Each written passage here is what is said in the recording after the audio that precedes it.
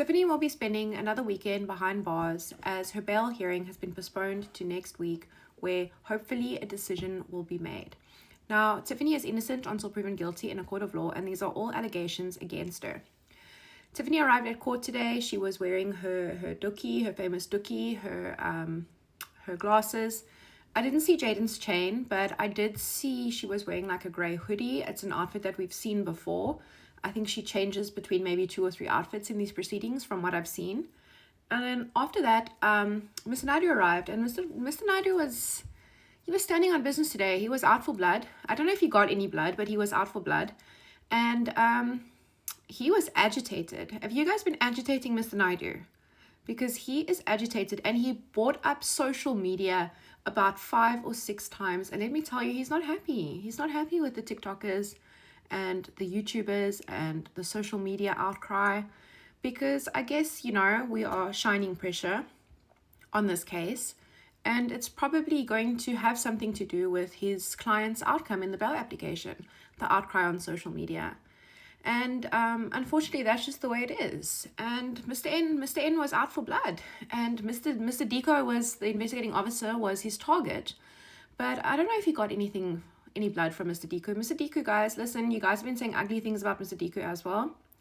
Besides from the language barrier, Mr. Deco is very smart. He answered Mr. Naidu's questions very well today, and he was able to assert his own narrative a few times. We learned a few things from Mr. Deco today.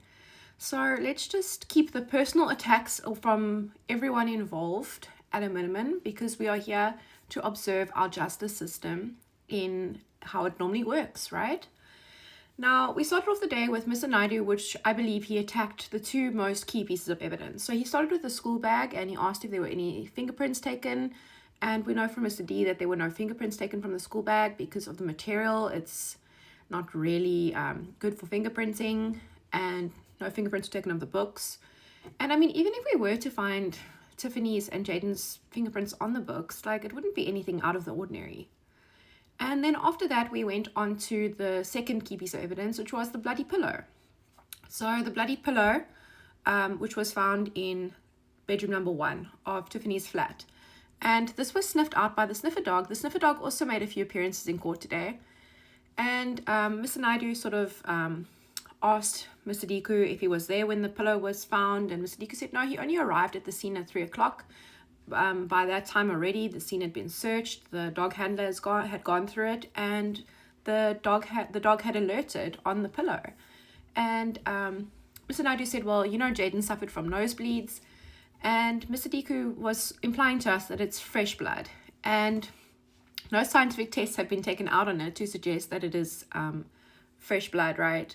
But I think I get what he means, because as a biochemist, I can speak to it. When you bleed out at first, right, your blood is either red or pink. And after a while, when it becomes exposed to oxygen, it oxidizes, the iron oxidizes that is present in the hemoglobin. And it basically almost rusts. It turns into that like brownish color of old blood. So we can probably assume, we haven't been shown pictures, but we can probably assume that the blood was fresh, that pink red color. And another thing I was thinking about is that the pillowcase is missing. So this blood is found on the pillow. And I don't know about your own houses, but in my house, if something had to stain a pillow, it would have to be a rather significant amount of blood. And yes, you can bleed significantly from your nose. So Mr. Naidu did his best to attack the pillow evidence, but we also learned through Mr. D today that a sheet was also taken, and the results of the sheet for blood testing, confirmation towards if it's Jayden's or not, are still outstanding. So we know that there was a sheet that was also seized. So it's not just a pillow. From then on, we went on to the community activist who was brought into court, Miss Natalie Solomon. I'm sure you have seen her on TikTok. She's an amazing woman, and she does amazing things for the community. And she was named in court today with permission, apparently, from Mr. Naidu. And we were directed to a video that she posted.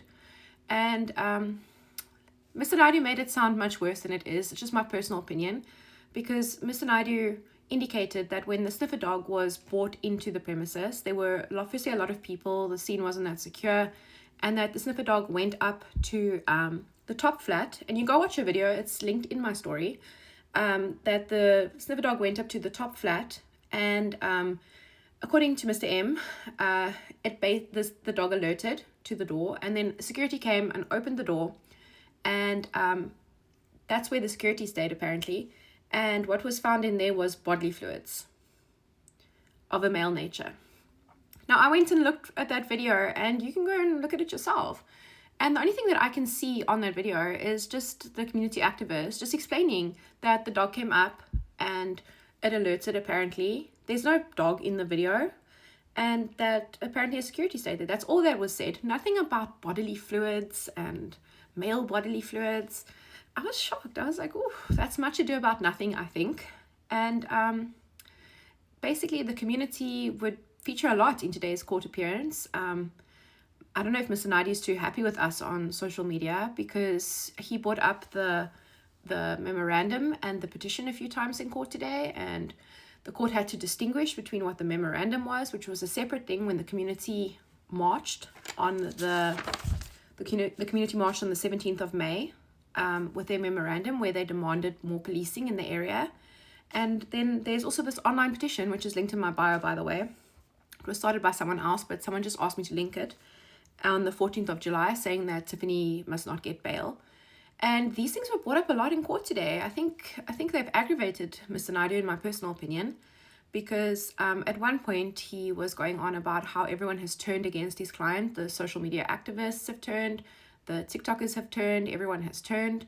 And, the signature only got so many signatures recently because of TikTok, because of social media outcry, and people from all the world, according to Mr. Naidu, could be signing this petition in America. And Mr. Diko was like, no, the people who are signing it are from Durban.